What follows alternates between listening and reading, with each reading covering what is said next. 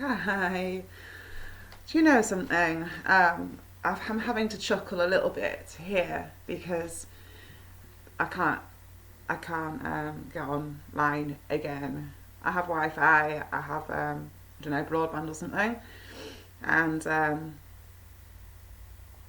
it's been going on now for a few weeks. Where even if I tether it, there'll be like no internet access. And so actually, I'm going to go for a walk. Well, that's the plan. Whether or not the plan happens, I don't know. We'll see. I did want to, after this all just started happening, just like, oh, all just started happening. It started happening ages ago. But again today with the Wi-Fi, which ironically was when I was going to back up the uploaded it yesterday onto my backup channel. Um, which obviously isn't happening right now because you see you've got a choice, haven't you?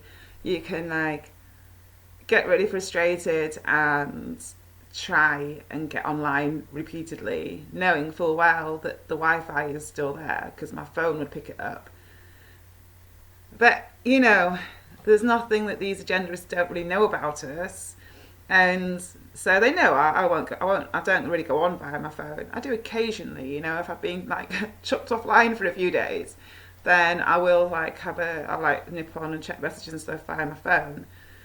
But I can't stand touchscreen phones. I cannot stand touchscreen phones, so I rarely use my phone. And so, I mean, and again, it makes me laugh a little bit when they try and like cut off the internet supply because as if there isn't better things to do in life, like go for a walk, read a book, actually talk to people in real life. And so that's another reason why it makes me chuckle. But the reason why I'm making this video about it is because, a lot of people are really reliant on the internet and it is just that easy for them to pull the plug. So you have no internet. If they want to silence you, there's so many ways they can do it. And, I'm having a lot of them thrown at me at the moment. Financially, emotionally, physically, and then even when it comes down to something as what should be so simple as like the internet, whatever you want to call it. Yeah, I'm trying to think what else. Well, there's no, short of them sectioning me or throwing me into prison or successfully killing me. Now bear in mind, I'm not out committing any crimes and I'm also not mental. But that doesn't really mean anything to them, does it? If they really wanted to do something, to a degree they can do it. Yeah, of course, like God steps in and saves and saves and saves over and over and over and over again. But things can still happen. See, I'm quite jumpy.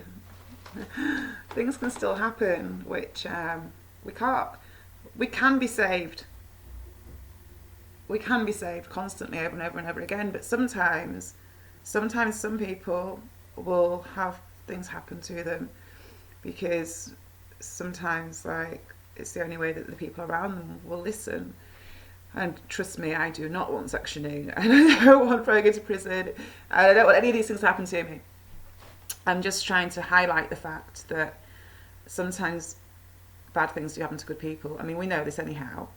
And I just always hope and pray that if I suddenly vanish or if I get discredited somehow or, like all of the things which could happen, I just always hope and pray that people can see beyond, like, whatever. I don't really know where I'm going with this, to be honest. I'm just really it's hard actually. I'll tell you what else I've been like thinking about a little bit. Well, I think about things a lot. I just don't like speak about them that much because who am I going to speak to? Myself all day long or the webcam all day long? Not going to happen. But I'm going to go blank. Oh yeah, right. What I was going to say was, it's like really easy. I mean, I know I've said this before. it's like nothing new that I'm saying. But the fact of the matter is that when really insane things kick off around you and you start like trying to like, well, if you were to start trying to shout for help, I don't know why my lips look so shiny. It's really weird. It's just the light. It's very odd the way it's falling. When really crazy stuff kicks off all around you, and or you realise there's really crazy stuff like going on worldwide all around you, and it's a lot easier though the way that like the world structure, matrix, whatever you want to call it, the way it's all set up to be, of course, is so that the person who knows the real truth sounds like the crazy person. Because trust me, if I was like sat here talking about the extent of things how they really are, I would be sectioned. I would be called the crazy person. I don't mind being called the crazy person at all, but I don't see what good I am to anyone if I was to get sectioned, or like, yeah, because there's loads of people out there who talk about the elements of the dark stuff, the rituals and things. There's loads of people, we all know that this goes on. Well, anyone who's looking at my videos as a general rule will know this goes on. What I'm trying to really say is that it's a balancing act, because if I was to run down the street screaming, there's like underground facilities here, or there's rituals in that church there, and people are getting murdered and killed. If I was to run down the streets shouting that, and not only would I freak people out, because most people haven't got a clue, but I'd look crazy, you know. I'd be telling the truth, but I'd look totally insane. And whilst I've got no issue in looking totally insane, my point is it's counterproductive. So it's actually like a really stressful position to be in when you know what the real truth is and you're talking out and stuff, but you have to have the balancing act so that you know that, yeah, it's hard, you know, you have to keep some credibility. So you can be like in really insane scenarios and like all sorts of insane things going on, but you have to maintain a degree of sanity. Just on this like point of sanity, actually the girl from the other night is a perfect example of how she knows what's going on. It's very like a new agey kind of like entrapped, very used, very demonized, but she does know what's going on, but totally insane of it, you know.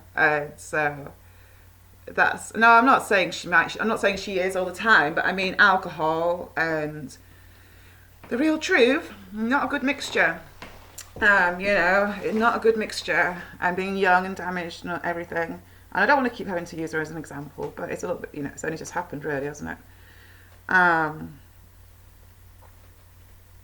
She will end up getting sectioned, or she'll end up in prison. She'll end up in like so much trouble and strife, which is why I let her come and visit. You know, I just don't. Well, first off, I want to make it really clear, I don't randomly go out and see people. I don't randomly let people come to my house. I'm very, very careful who I do or don't see. Not that you'd think it from what just happened, but that was like a one-off, you know. I don't have people come to my house ever. I don't meet people ever. Not because I don't want to, but because I've like not really got time. Not really got time to like be running around trying to save the world. I don't mean that quite how it sounds, but the way I have learned from my late teens and early 20s, there's no point. It's counterproductive to run around trying to save the world if you haven't saved yourself first. So you heal yourself, and then you ripple effects from healing within, ripple effects out. And so that's why I don't run around trying to save the world anymore, because I realise, thankfully still in my 20s, that it's pointless if we aren't right ourselves. But if we can get right ourselves, and then the ripple effect out, or the butterfly effect, or whatever you want to call it, that is the way to healing the world. If we all heal ourselves, because the whole world's damaged. And okay, yes, there's like so many different layers of programming. Some are like really extreme, others just your standard stuff. But even just your standard stuff's extreme in my eyes. You know, just the stuff through the TVs alone and the kids' programs alone, in my eyes, is extreme. But it's certainly not as extreme as like your pure mind control. being programmed to forget everything pretty much is like obviously more extreme. And on that note, I think I'll wrap this up. A lot of stuff's been coming to light. There's a lot of reasons why they want to keep me locked in trauma and stop me from remembering everything, because it's quite high level people, and yeah, I'm a problem to them. I'm a problem to them. Anyone's a problem to them who's like going against it. A little bit complicated when you've got like so many